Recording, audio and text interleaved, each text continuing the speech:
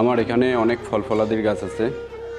তো 2-3 মাস পর পর যদি আমি স্প্রে করতে পারি তাহলে আমার ফল ফলাদির গাছগুলো অনেক ভালো থাকবে। তো এই কারণে আমি বরাবরের মতো এবারও মোনা ব্যবহার করতেছি।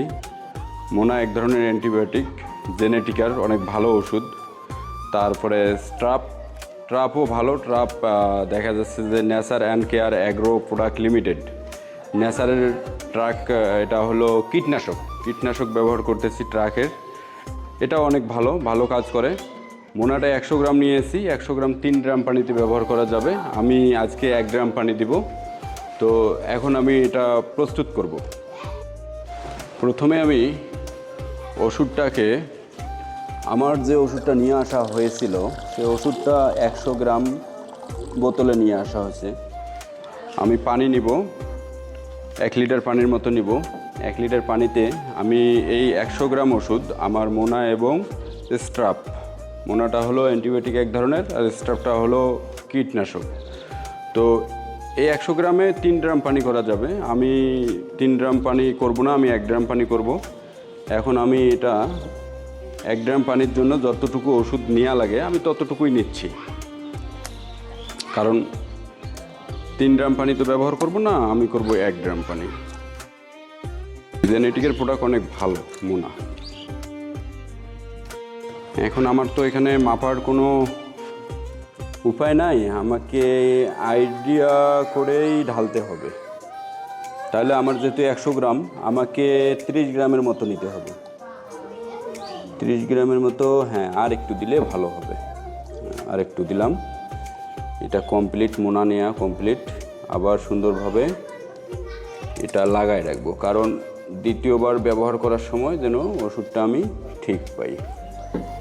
তারপরে আমি কীটনাশক ওষুধটা একটু সাবধানে ব্যবহার করতে হবে, কারণ কীটনাশক তো এক ধরনের বিষাক্ত বিষ জাতীয় বিষ। তো আমাদেরকে অবশ্যই বিপজ্জনক সাবধানেই ব্যবহার করতে হবে। এখানেও 100 গ্রাম আছে, এখানেও আমি 30 গ্রাম আইডিয়া নেব। ওকে, করে নিতে হবে ওষুধটা। আলাদা মগের মধ্যে মিক্সার করে নিলাম। এখন আমার যে ড্রাম আছে এই ড্রামটা আমি পানি লোড দেব, 1 গ্রাম পানি লোড দেব।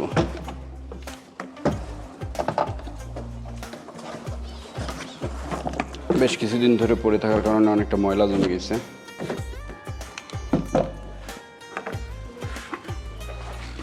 বালতি করে পানি নিতে হবে আর ড্রামে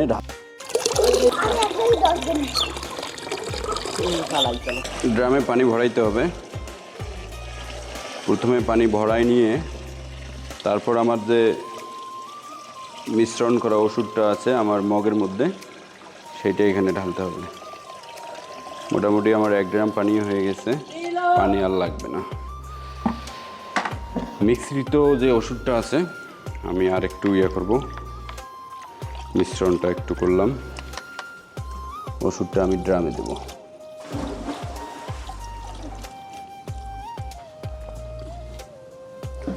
কীটনাশক এবং অ্যান্টিবায়োটিক দুটো দিলাম। এটা একটু পরিষ্কার করতে হবে। আমরা যেহেতু কীটনাশক ওষুধ দিচ্ছি সেক্ষেত্রে আমাদের অবশ্যই সেফটির দরকার আছে। এ কারণে আমার নাকের মধ্যে মাস্ক অথবা গামছা ব্যবহার করতে হবে। যেহেতু আমার কাছে মাস্ক নাই, আমি গামছা নিয়ে আসতেছি। গামছাটা আমাকে নাকের মধ্যে বাঁধতে হবে, এভাবে বাঁধলেও হবে, কারণ যখন স্প্রে করব গাছে ওষুধ যেন নাকে এসে না লাগে।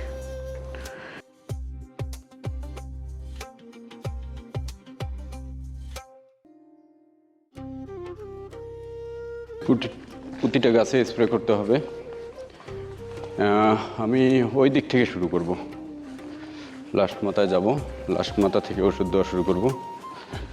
আমার এখানে অনেক প্রকার গাছ আছে।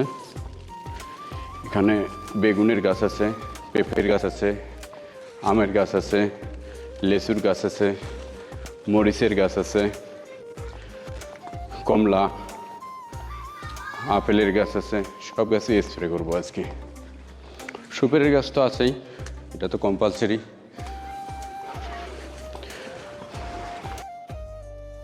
এদিকে একটা আমার কমলার গাছ আছে, এটাতে দিব। পেঁপের গাছ,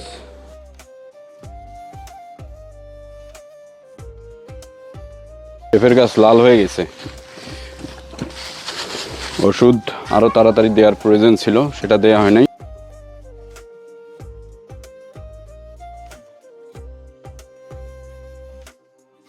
লেসুর গাছ, লেসুর গাছে ওষুধ দিচ্ছি।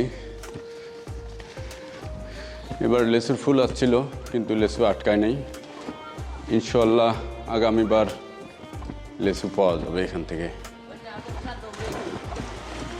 পেঁপের গাছ অনেক বড় হয়ে গেছে, অনেক পেঁপে এখান থেকে পাড়া হয়েছিল, আরও কিছু পেঁপে দেখা যাচ্ছে, ছোট ছোট কিছু পেঁপে আছে। তো আমি আবার শখ করে ডালিমের গাছ, মরিচের গাছ, সব গাছেই গাড়ছি। মরিচের গাছে অনেক মরিচ ধরে, তো আমার সারা বছর দেখা যাচ্ছে মরিচ কেনা লাগে না, এই মরিচ দিয়েই আমাদের বাড়ির খাওয়া হয়ে যায়। মোটামুটি 4-5টা গাছ হলেই বছরের আর কোনো বাজার থেকে মরিচ কেনার প্রয়োজন হয় না, এখান থেকেই আমরা মরিচ খাইতে পারি। একটাই অনেক মরিচ ধরছে, এই যে মরিচের পাতা বেশি কোকড়া হয়ে গেছে, মানে শুকায় গেছে, মরিচের পাতা বেশি কোকড়া হয়ে গেছে, সে কারণে ওষুধ দেওয়ার প্রয়োজন। ওষুধটা আরও আগে দেওয়া লাগতো, সময় না পাওয়ার কারণে দেওয়া হয় নাই। তো ইনশাল্লাহ ঠিক হয়ে যাবে, এখন দিচ্ছি যেহেতু ঠিক হয়ে যাবে।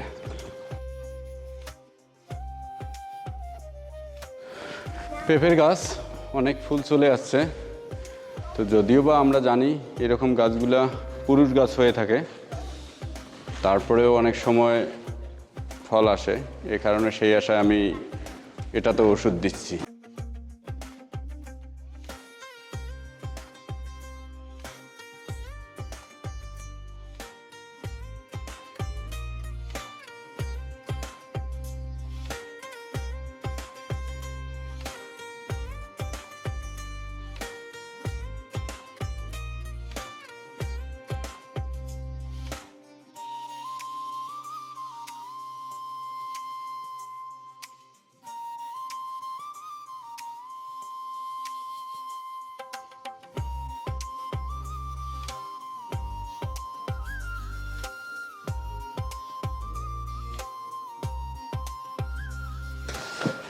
শখ করে কাঠবাদামের গাছ গাছছি, তো কাঠবাদামের অনেক ফুল চলে যাচ্ছে, ইনশাল্লাহ আশা করা যায় কাঠবাদামের গাছেও কাঠবাদাম চলে আসবে।